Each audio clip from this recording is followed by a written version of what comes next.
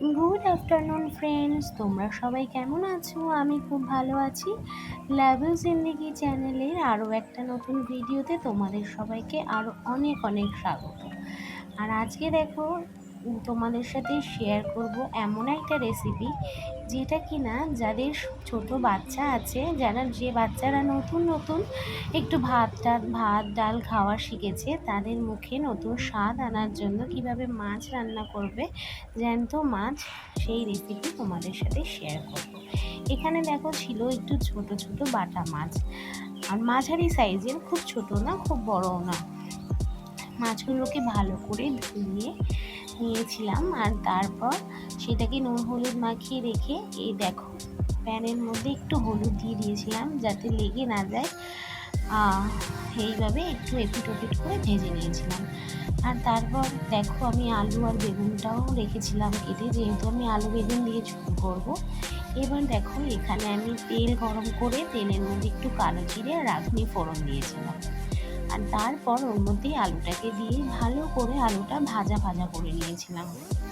আলুটা ভালো করে ভাজা হয়ে গেলে আমার কেটে রাখা বেগুনগুলো আমি ওর মধ্যে দিয়ে দিয়েছিলাম। তারপর দেখো এদিকে ভালো করে ভাজা ভাজা হয়ে গেলে আমি ওর মধ্যে জল দিয়ে দিয়েছিলাম। জল দিয়ে ঢাকনা দিয়ে রেখে দিয়েছিলাম। পরিমাণ মতো নুন হলুদটাও দিয়েছিলাম। আর যেহেতু বাচ্চা খাবে তাই আমি লঙ্কা দিইনি। আর তোমরা যদি চাও এর মধ্যে একটু কাঁচা লঙ্কা চিড়েও দিতে পারো। আমি যদিও দিতে ভুলে গেছিলাম, পরে গোটা লঙ্কা দিয়ে দিয়েছিলাম।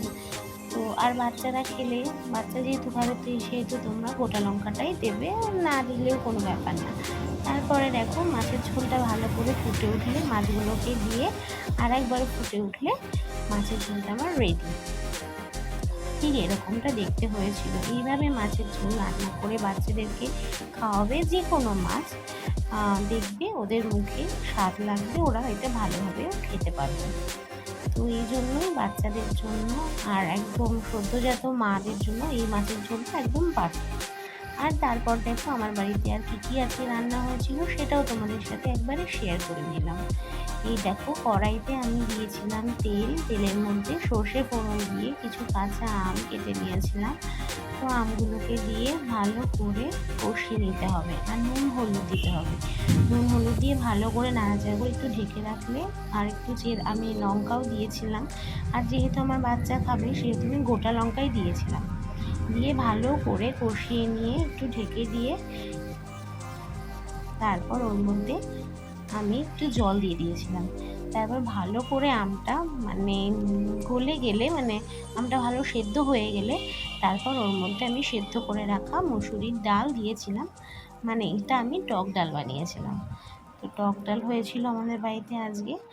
আর হয়েছিল কুমড়ো শাক। তো কুমড়ো শাকের রেসিপিটা আর শেয়ার করিনি, কুমড়ো শাকটা ছবি তুলে দিয়েছি। তো ওই রেসিপিটা যদি কেউ জানতে চাও তাহলে অন্য কোনো দিন শেয়ার করব। তো এই ছিল আজকে আমাদের মেনু। তো স্কিপ না করে পুরো ভিডিওটা দেখো প্লিজ।